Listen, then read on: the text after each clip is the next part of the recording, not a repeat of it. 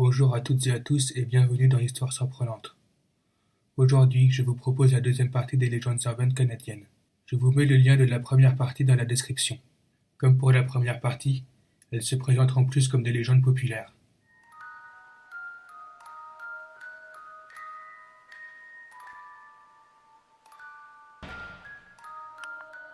La légende raconte que dans la ville de Sherbrooke, dans la région du Québec, on pourrait apercevoir, pendant la nuit du 27 août, deux lunes côte à côte. Si vous en parlez avec les habitants de la ville, ils vous diront que cette légende est fausse. En réalité, c'est Jupiter qui se rapproche de la Lune à cette date et qui donne cet effet-là. Cette légende urbaine remonterait à 2003, année à laquelle Mars était au plus près de la Terre et qu'elle donnait l'impression qu'on voyait une seconde lune dans le ciel de Sherbrooke. Depuis ce jour, on raconte cette histoire chaque année, mais les habitants aiment regarder le ciel chaque année à la date du 27 août. Durant cette semaine, ça leur donne de belles soirées dégagées pour leurs observations.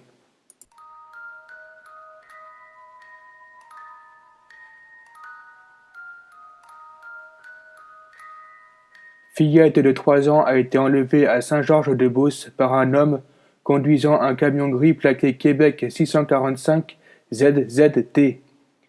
Copier et coller dans votre Facebook, ça pourra lui sauver la vie. Faites circuler, ça prend 2 minutes. Voici ce qu'on pouvait lire sur les réseaux sociaux en 2013. Ce message a ensuite été reconnu comme étant un faux. En effet, la Sûreté du Québec avait par la suite confirmé qu'aucune fillette n'avait été enlevée lors de leurs recherches cette année-là. Avant de publier un message d'enlèvement, vérifiez vos sources.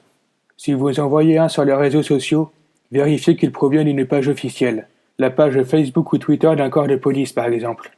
Ensuite, faites une recherche sur les moteurs de recherche avec les mots écrits dans les messages. S'il apparaît sur plusieurs sites et sur des sites sérieux, alors c'est un vrai message d'enlèvement. Vous pourrez alors le relayer. Si ce n'est pas le cas, n'en faites rien.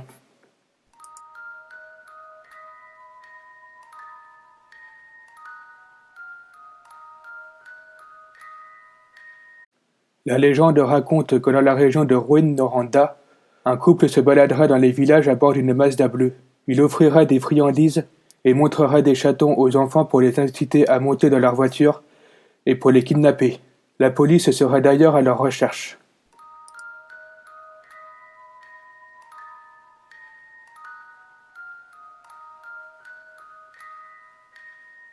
Une nouvelle technique a été élaborée par les voleurs et les gangs pour voler les voitures. Ils laisseraient un faux bébé sur le siège bébé d'une voiture, dans une couverture, sur le bord de la route, pour inciter les gens, surtout les femmes, à s'arrêter et à regarder. Les voleurs en profiteraient alors pour partir avec la voiture. On ne sait pas encore s'il s'agit que d'une légende urbaine ou d'une véritable histoire. Je vous invite à lire le témoignage du premier homme qui aurait été victime de ces voleurs.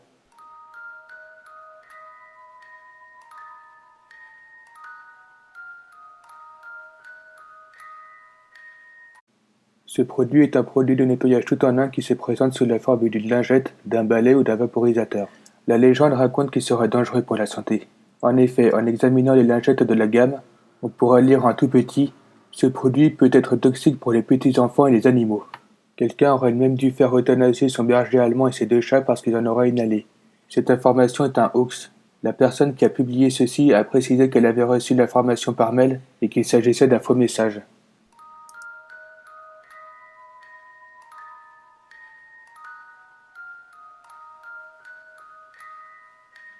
Quand une personne vous appelle en prétextant qu'elle était désolée d'avoir raté votre appel et qu'elle vous demande de la rappeler à un numéro commençant par 284, 802, 809 ou 876, surtout ne rappelez pas. C'est un numéro surtaxé et cela pourrait vous coûter très cher.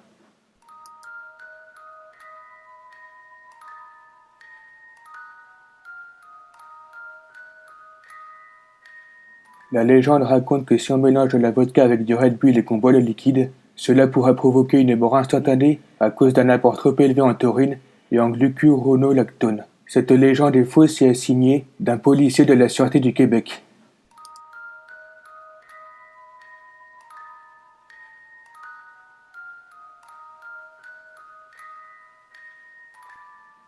Cette légende raconte que des gens distribueraient des cartes de visite imprégnées d'une drogue, le burundanga, afin de droguer une victime et de la voler. Cette légende urbaine est fausse, mais la drogue existe.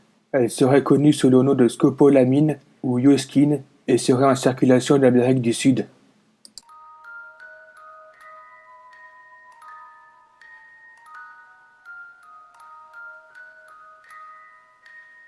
La légende raconte que des individus distribueraient des friandises aux enfants dans les cours d'école. Ces friandises seraient constituées de Strawberry Quick, une drogue qui provoquerait les effets suivants: stimulation, augmentation de la vigilance, résistance accrue à la fatigue, stimulation de la libido, le tout accompagné d'un sentiment d'euphorie. Il y aurait également des effets secondaires: anxiété, agitation, baisse de la concentration, perte de poids, léthargie, destruction sévère des dents. Cette rumeur, qui s'est répandue comme une traînée de poudre, s'est révélée fausse. En effet, le Dr Kaleteru, épidémiologiste à l'OFDT, confirme que les travaux de l'Observatoire n'ont jusqu'ici jamais fait état de cette drogue en milieu scolaire. Il s'est d'ailleurs appuyé sur le fait qu'aucun cas n'a été signalé par les services de santé, ni par les DAS. Le ministère de l'Intérieur canadien n'a également constaté aucun cas de l'apparition d'une telle drogue, et encore moins sa propagation dans les écoles.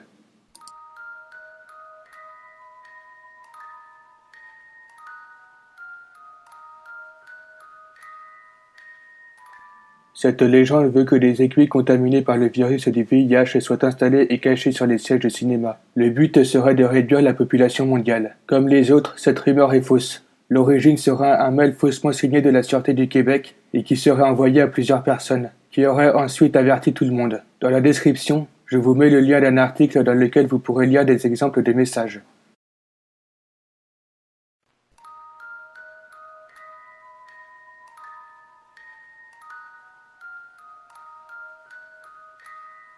Cette rumeur veut que si vous rentrez votre code confidentiel à l'envers au guichet automatique, cela avertirait la police que vous faites voler votre carte bancaire et ils arriveraient immédiatement. Cette rumeur est aussi fausse que ridicule. Si vous rentrez un mauvais code confidentiel, l'opération est tout simplement refusée. De plus, cela ne pourrait pas fonctionner avec les personnes qui auraient 4 fois le même chiffre. 4 fois 0, 4 fois 1, 4 fois 2, etc.